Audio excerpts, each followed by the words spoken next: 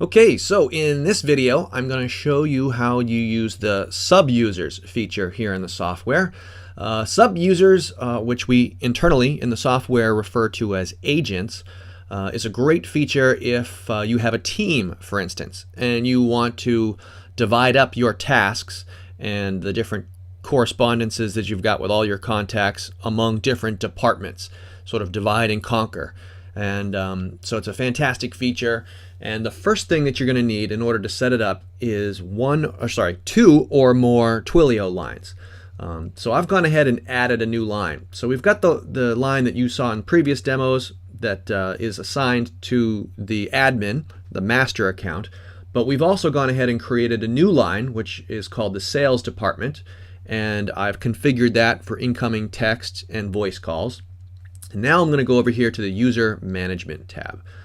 So you'll see that there are none at the moment. There are no sub-users. But let's say we had on staff a salesperson, and I want to add an account for him. And his name is Craig Closer, and his email is craig@gmail.com. He works for my company, Inc. And in the phone number field, this is where you want to type in Craig's actual phone number. So let's say this is it right here. 1, 2, 3. Okay. 1, 2, 3, 4, 5, 6, 7. All right, there we go. Now we've got enough digits. This is the actual valid cell phone that Craig keeps in his pocket. And this is where he's going to receive notifications from the software letting him know that his Twilio phone number has got pending messages waiting for him. Next, we're going to choose that Twilio phone number that we assigned to Craig, which is the newly created sales department line. And then I'm going to give Craig a unique password, separate from the password that you use for your master account, for your admin account. And this is what Craig will use to log in. All right, so now as I'm created Craig's account, what's going to happen is that Craig is going to receive a text message over here on his actual cell phone number, the one in his pocket, letting him know that a new account has been created for him. Here's your username, here's your password. Meanwhile, over here in our lists, as we are currently logged in as the admin on the master account, I'm going to go into our training demo list that we've used in previous videos, which is a list of 7 different contacts. And I'm going to just click on one of these guys. Let's say Guy Pierce. And you can see here in the summary tab that no one has touched base, no one's contacted Guy so far. So he's a perfect candidate to assign to a user, to Craig Closer. So now when I hit save, that contact, Guy Pierce, is going to be assigned to my salesman, Craig. And I could do the same thing, by checking off 2 more additional contacts and using the multi-action pull down here to assign them to a user. Again, I'm going to assign these guys over to Craig. And over on our list page, if I click on this, you'll see that I've created a whole new list called Sales Prospects that's got 10 leads in it. So if I select that entire list, I can also assign that full list to Craig. So Craig has now been assigned an entire list with 10 people, as well as, I think, 3 different contacts from the training demo list. So let me jump to my dashboard. Okay, so on the main admin account dashboard, you're going to see the full activity, as well as all the phone numbers that are associated with your account and all the overview information on the bottom. But if I went ahead and logged in with the brand new account that we created for Craig, with the unique password that we mailed to him, you're going to immediately see some differences here.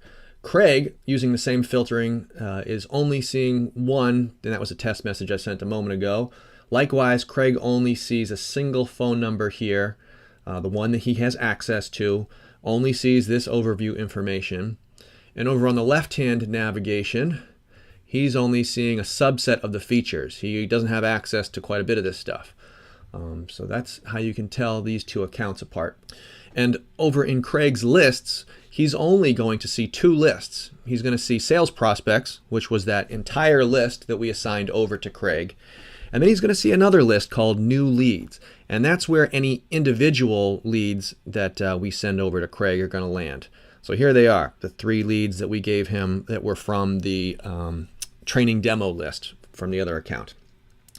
So these are the only contacts that Craig has access to. And if he wanted to go ahead and click on one of these guys, he would see in the summary that I have sent one text message to him as a test right before I hit record.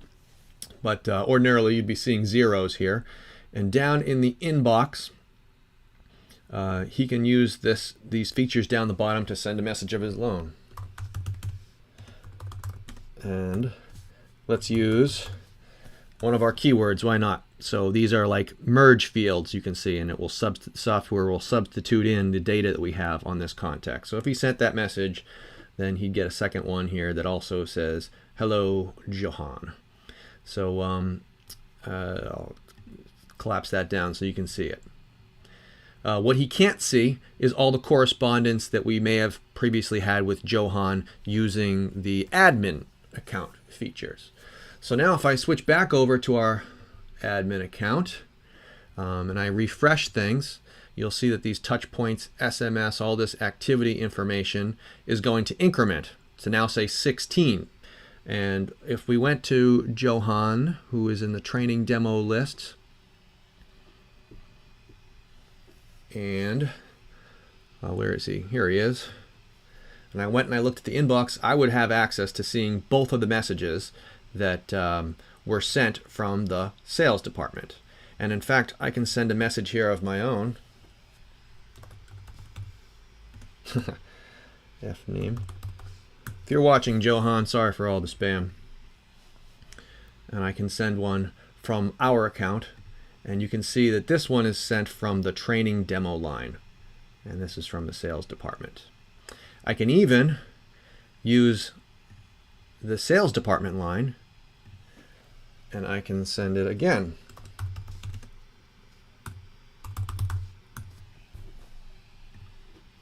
So the master admin account has access to all of Craig's his line. So you can see now that we just sent, using the main admin account, we sent a message on Craig's behalf.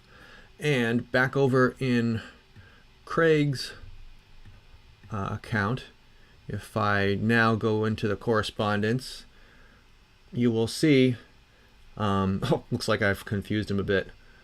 You can see the messages that we sent, as well as the one that our admin sent for us. Have to get back to you in a few minutes. So apparently we're confusing Johan, not surprising. But there you have it. That's how sub-users work, and they can take on tasks only on accounts, on contacts that the main admin assigns to them.